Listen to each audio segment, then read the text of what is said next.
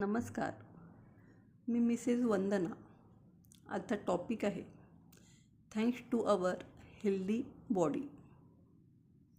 विचार करा, जीवन जगताना जर 100% आपली कोणी साथ देत असेल तर ते कोण असेल? लाईफ पार्टनर, मुलं, फॅमिली, फ्रेंड्स किंवा जगातील कोणती व्यक्ती किंवा वस्तू? आपण विचार केला, लाईफचे अनुभव आठवले तर नक्कीच आपले शरीर हे आपल्या जन्मापासून तर मृत्यूपर्यंत एकमेव गोष्ट आहे की आपली 100% साथ देतं. मग नक्कीच आपल्याला ह्या शरीरासाठी हेल्दी राहण्यासाठी वेळ देणे खूप आवश्यक आहे. म्हणून मॉर्निंगला उठल्या 1 तास स्वतःसाठी राखीव ठेवणे, त्या वेळामध्ये pranayama, yoga, morning walk, cycling, jogging, ज्या प्रकारे आपण हेल्दी राहू शकते त्या सर्व गोष्टी मिनिमम 1 तासामध्ये तरी आपण करण्याचा प्रयत्न करावा.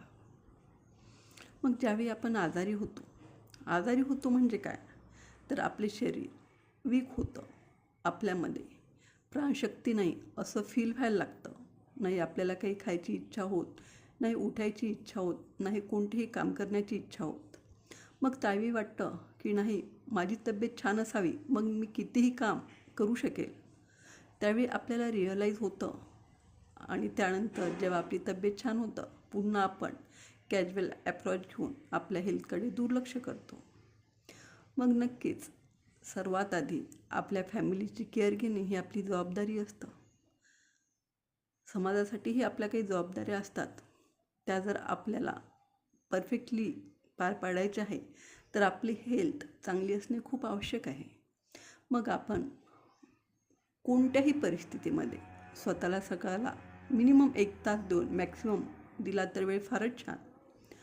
त्यासोबतच जर आपण ग्रॅटिट्यूड व्यक्त करू, एक्झरसाईजच्या वेळी, प्राणायामच्या वेळी, वॉकिंगच्या वेळी, कोणत्याही हेल्दी एक्झरसाईज करताना की मी हेल्दी आहे, मी आनंदी आहे, त्याबद्दल भगवंता धन्यवाद, धन्यवाद, धन्यवाद.